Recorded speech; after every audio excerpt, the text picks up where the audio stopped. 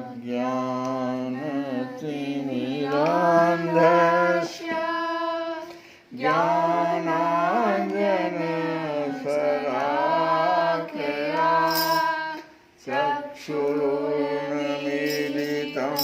येन तस्मै श्रीगुरवे नमः। वसुदेवसुतं देवं कंसचाणूरमर्दनं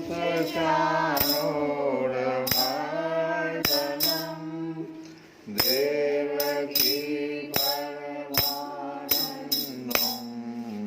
कृष्णं वन्दे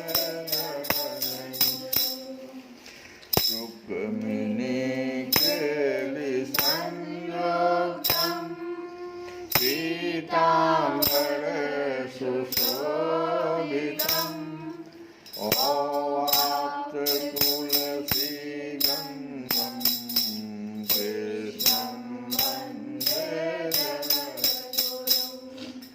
हे कृष्ण करुणा सिन्धु दीनबन्धु जगत्पते गोपेश गोपिकान्त राधाकान्त नमोस्तुते। तप्तकाञ्चन गौराङ्गी राधे वृन्दावनेश्वरी वृषभानुसुते देवी प्रणमामि हरिप्रियम्। श्रीकृष्णाय वासुदेवाय हरये परमात्मने प्रणतः क्लेशनाशाय गोविन्दाय नमो नमः। कन्हैया ले चल परली पार कन्हैया ले चल परली पार कन्हैया ले चल परली पार कन्हैया ले चल परली पार। जहाँ विराजे जहाँ विराजे राधा रानी साकार कन्हैया ले चल परली पार कन्हैया ले चल परली पार।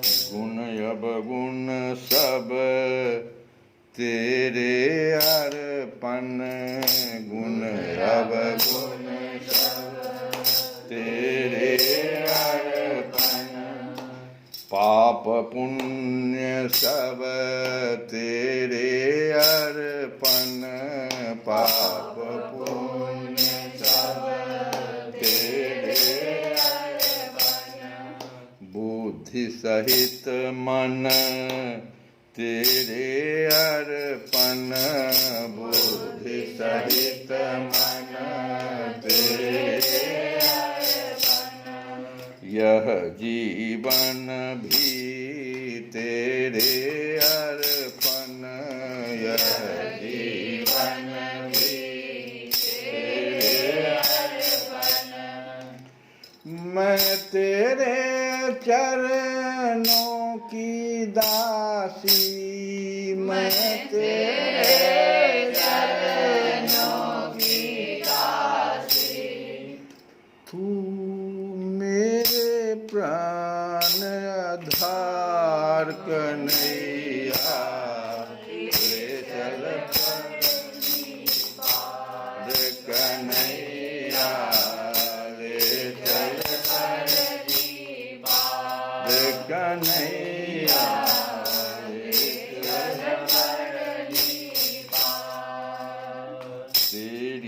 आस लगा बैठी हूँ, तेरी आस लगा बैठी हूँ, लज्जाशील गवा बैठी हूँ, लज्जाशील गवा बैठी हूँ, अपने आप लूटा चुकी हूँ, अपने आप लूटा बैठी हूँ, आंखें खूब थका बैठी हूँ, आंखें खूब थका बैठी हूँ, मैं तेरी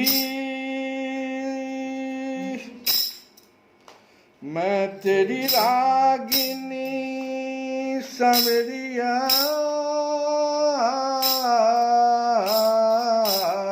मैं तेरी रागिनी सांवरिया, तू मेरा मलिहार कन्हैया, ले चल पड़वी पार कन्हैया, ले चल पड़वी पार।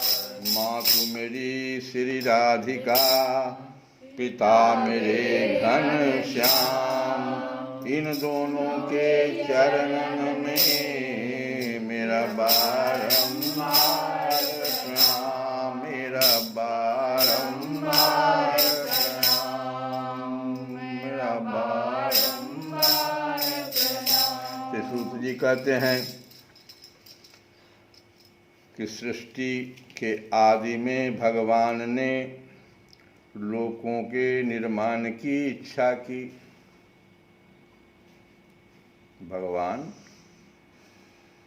जब अकेले थे तो भगवान ने लोकों के विभिन्न लोकों की निर्माण किया। लोक माने आदमी नहीं, लोक, पृथ्वी लोक, पाताल लोक, तो विभिन्न लोकों के निर्माण की इच्छा की भगवान, इच्छा किया भगवान, और इच्छा होते ही उन्होंने महत तत्व आदि से निष्पन्न पुरुष रूप ग्रहण किया।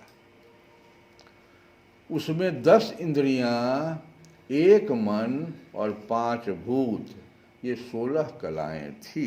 ये जो महत तत्व में भगवान आए पुरुष रूप में, तो उसमें 10 इंद्रियां थी, 1 मन और 5 भूत, ये 16 कलाएं थी।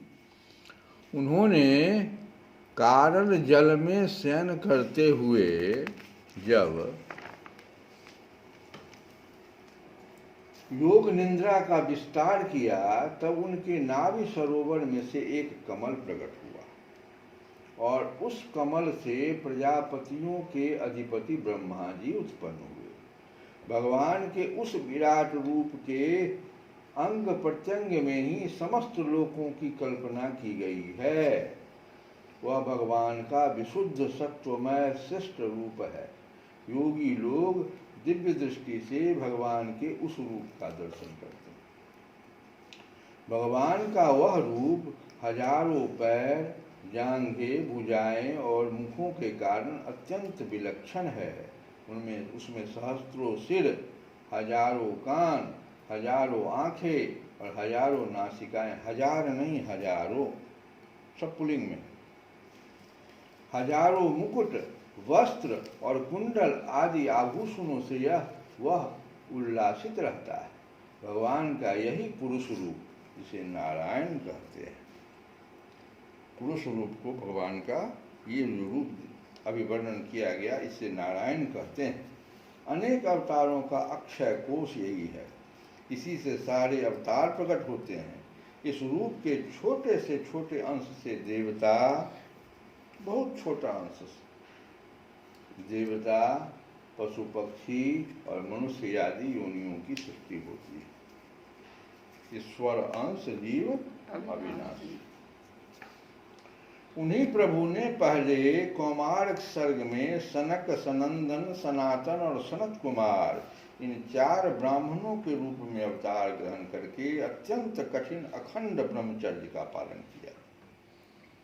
पहला व्रत ब्रह्मचर्य व्रत, और इस व्रत का कैसे पालन किया जाता है इसके लिए उदाहरण के रूप में उन्होंने सनक, सनंदन, सनातन और सनत कुमार इन 4 ब्राह्मणों के रूप में भगवान पहले अवतार लिए।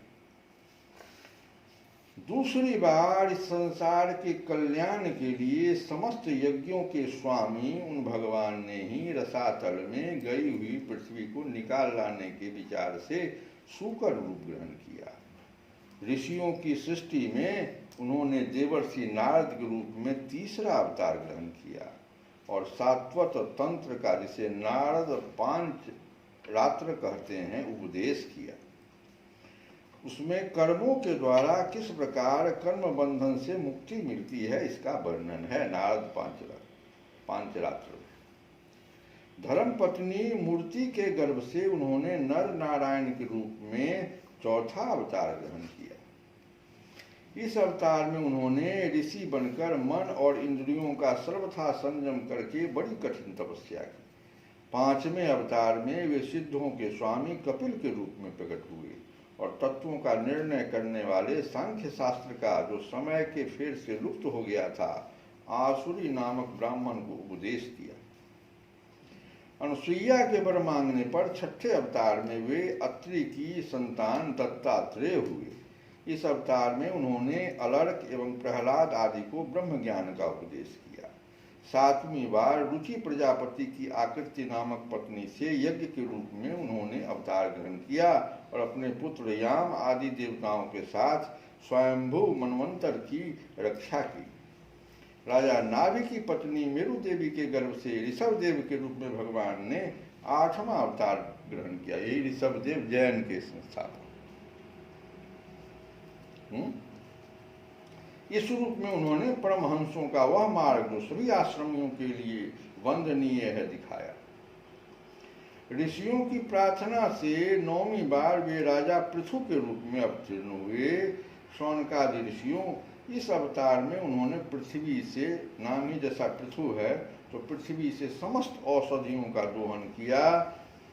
इससे यह अवतार सबके लिए बड़ा ही कल्याणकारी हुआ।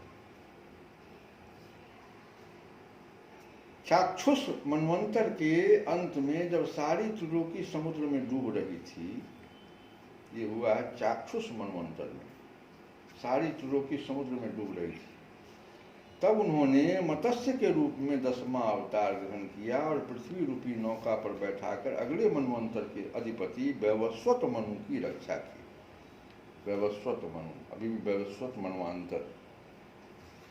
जिस समय देवता और दैत्य समुद्र मंथन कर रहे थे, उस समय 11वीं अवतार धारण करके कच्छप रूप से भगवान ने मंदराचल को अपनी पीठ पर धारण किया और 12वीं बार धन्वंतरी रूप में अमृत लेकर समुद्र से प्रकट हुए और 13वीं बार मोहनी रूप धारण करके दैत्यों को मोहित करते हुए देवताओं को अमृत पिलाया।